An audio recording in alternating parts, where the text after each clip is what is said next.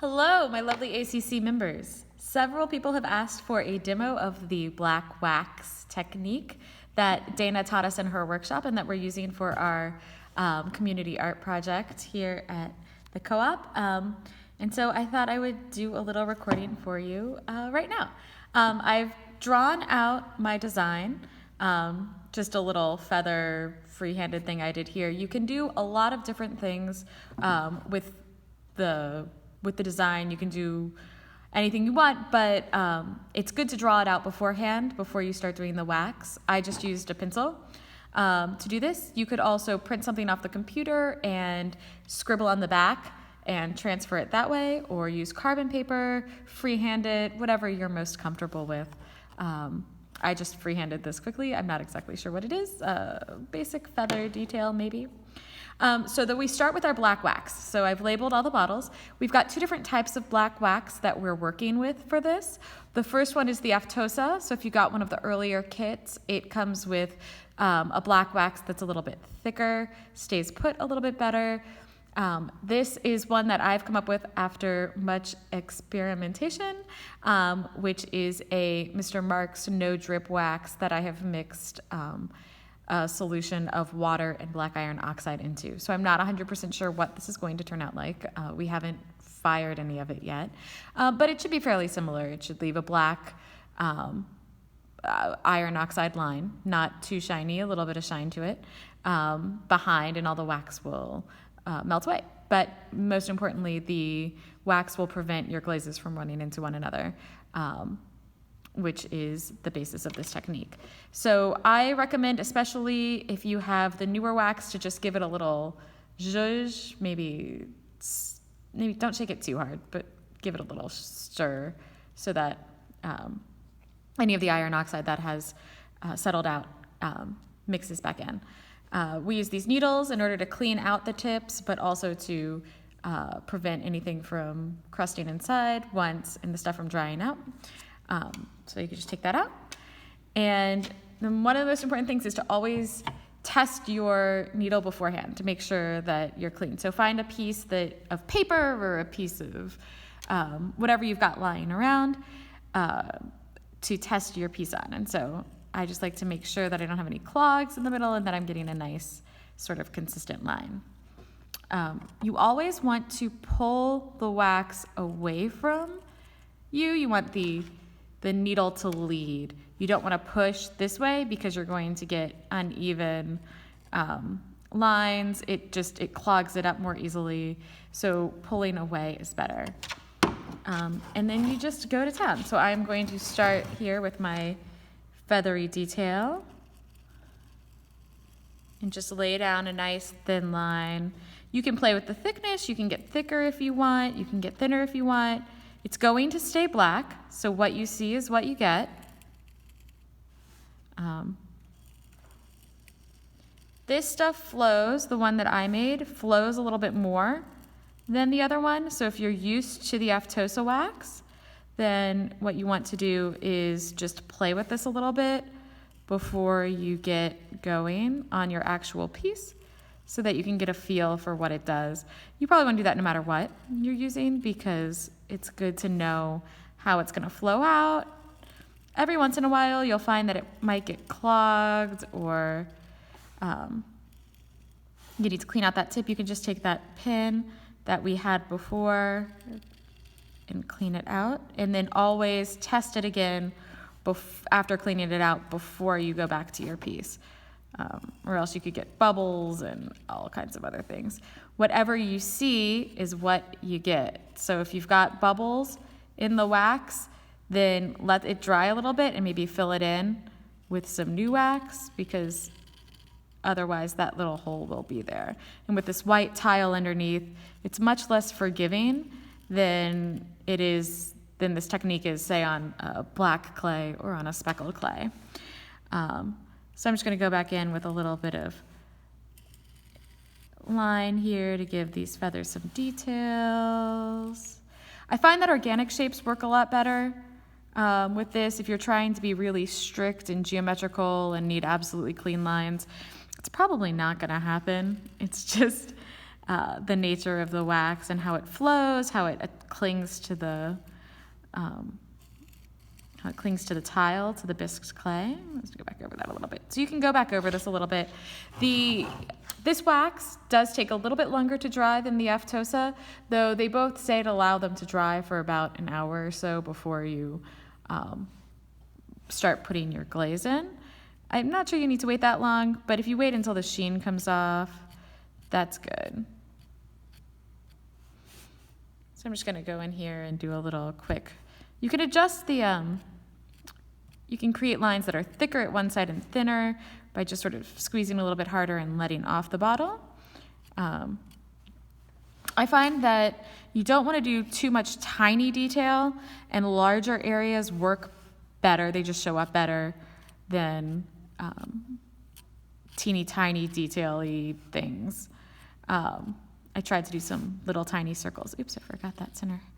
On a piece recently, and it just, the circles disappeared and the centers weren't big enough to give the glaze a real foothold, which is what you want.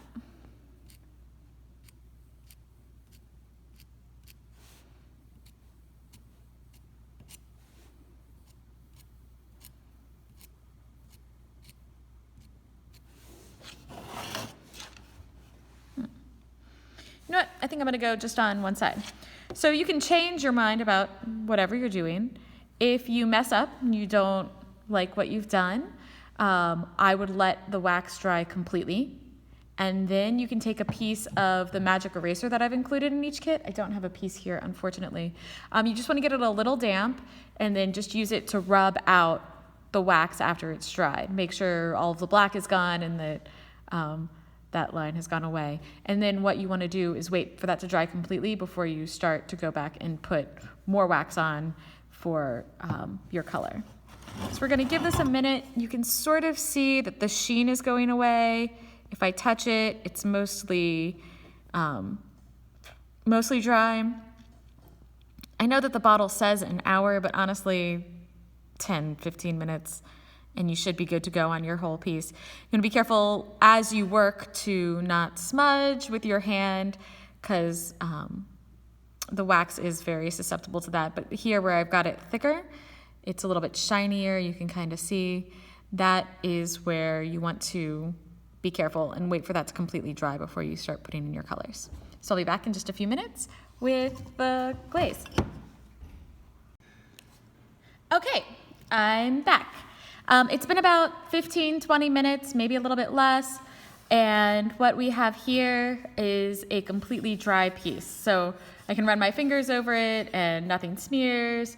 I get a little bit of that black, but that's just from the homemade wax resist. It has a little bit more carbon in it.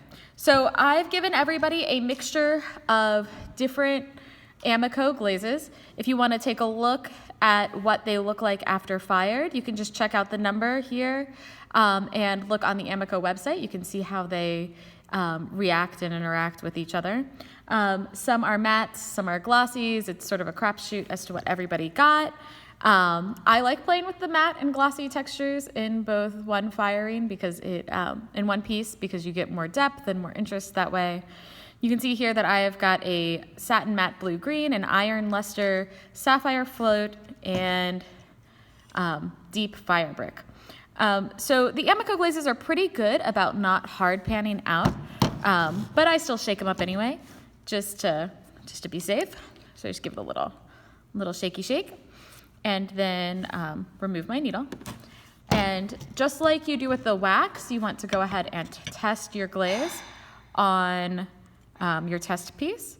So I'm going to go ahead and give this a little go. Oh yeah, it seems to be coming out very nicely. It's less critical with the glaze than it was with the wax to test it out, but better safe than sorry. So I'm just going to paint these glazes, or these feathers. I've decided that they're feathers, not leaves. Different colors here, since I've got red and blue. I try to go around the black. You can always come back after the fact and clean it up after everything's dry. And I'm going to have to for some of these places that are small. But for the most part, I go right up to the edge and let it almost overlap And it will naturally come off and not stick to that. Try to get in there and around.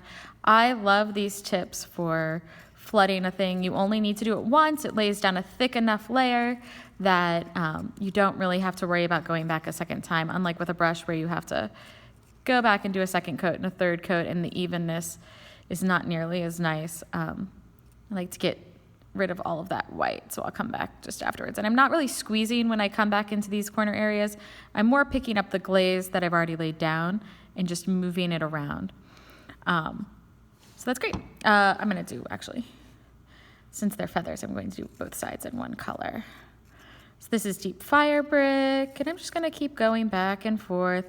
I'm squeezing moderately hard with that, with the bottle.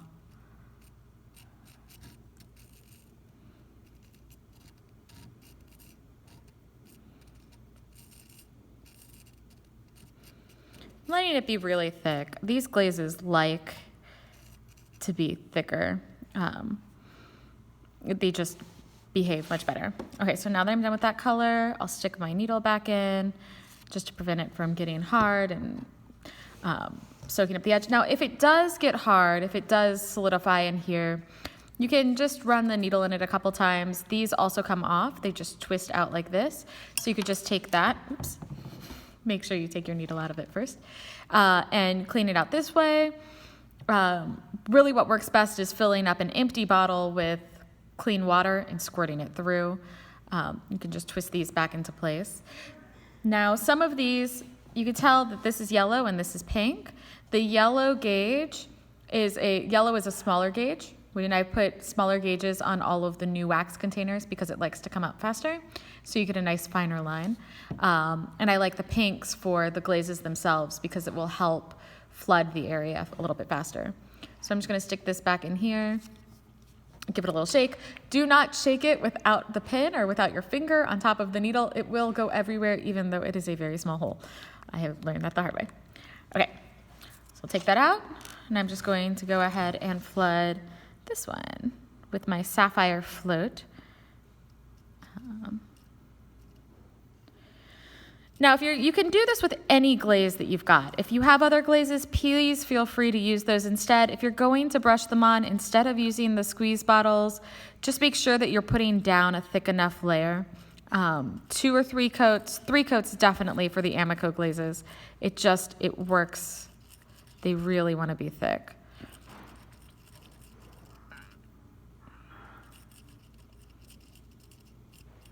Nope, I lost my line there. So we'll go back. After it's dry, we'll go back and try and scrape some of that off. You could just let it go. See how it turns out. I like the organic nature of this. Just sort of don't worry about it too much. Better to overfill than underfill. You don't want a white line to develop between the black wax and the glaze. So if it goes over a little bit, I like that better than if it goes under a little bit. We're going to go now to the satin matte green, blue-green. The blue-green is actually very dark if you've got it. These are all really dark colors. This is going to end up being a very dark piece. The deep fire brick is very dark red. The sapphire float is a much darker blue, and the iron luster is a strange grayish, silverish color, kind of what you would expect. Get into that little thing there.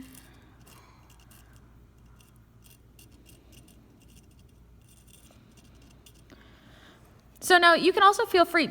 Don't feel like you have to use the black wax to keep all your colors apart. I've done pieces where I've tried to create an ombre effect in the back with the sky by using 2 or 3 different blues and a purple and just sort of letting the colors bleed into one another. That is totally cool. Whatever you want to do works. Just fill it all. I think that's the key. You could strategically leave some of this white if that's what you're into. I've done that on several pieces where I've left, mostly with black clay, but where I've left parts of it just uncovered. And that can be a really nice effect as well, so you get an even madder matte Then with the satins, it is just as long as it's strategic and you know what you're doing, like, or why you want to leave it white. That's cool. Intentionality, I think, is as long as it's intentional.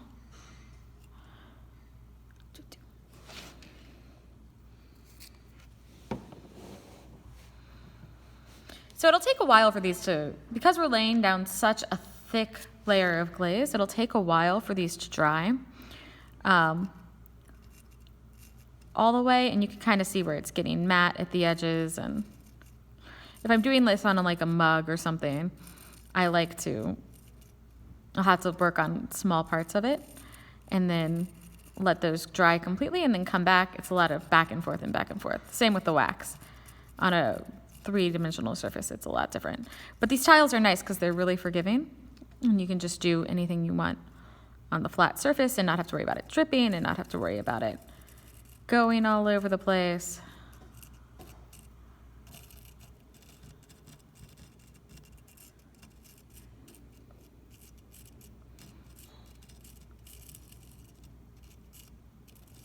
Okay, so I'm gonna stop the camera now. I'll be back in just a few minutes. Okay, so I've given the glazes some time to dry. It's probably another 10 minutes or so. And you can see that I've gotten most of them dry here. I did have to go back and add in another wax line here, so this is still very wet in that corner, so I'm just going to try to avoid it. But I promised Paul I would pick up dinner, so I have to finish this faster. You can see here, maybe, around this area where I've gone over the wax with the glaze, it's gotten a little divot in it, so I can kind of see what I've done. So I can just go back with this tool here and sort of scrape away. It might not be thin enough. I like a good, ooh, this is awesome. Like a bamboo skewer type tool. This is just a wood dowel that I think I stuck in a pencil sharpener for that. So you can just sort of scrape away that excess glaze and reveal that black underneath. For this, I'm not going to worry about it too much because I don't mind the sort of organic look, and I'm not trying to make anything too specific. But just wanted to give you a demonstration of how that works. And then that's it. I would let this dry all the way. I probably would have let this dry longer if I weren't in a little bit of a hurry. I'm going to go ahead and do that. A little bit of residue is fine. You can sort of swipe that back on there. Make sure you get all those little burrs of glaze off. And then that's it. I've taken this all the way to the edge. Try not to go over the edge because the way that we're going to put these together will be easier if the edges are raw. So just straight to the edge is fine of your piece. And I wanted to show you the piece that I did in Dana's class where I used 2 different colors of glaze not separated by the black. These are just letting the glazes run into each other to sort of create the background. And then I did the black around all of the things that stand out from it. So you can see how these different pieces go together. So I think the idea is to just have fun, make it whatever you want. Make sure you test out your pieces. I did on clay because I happen to have a broken tile here, but you can do it on paper, you can do it on anything. Just test those nozzles, play with them a little bit, see what you can do with them before you start working on your actual piece, and you will be happier, I promise. If you have any questions, just let me know, and I hope to see you all soon. Bye.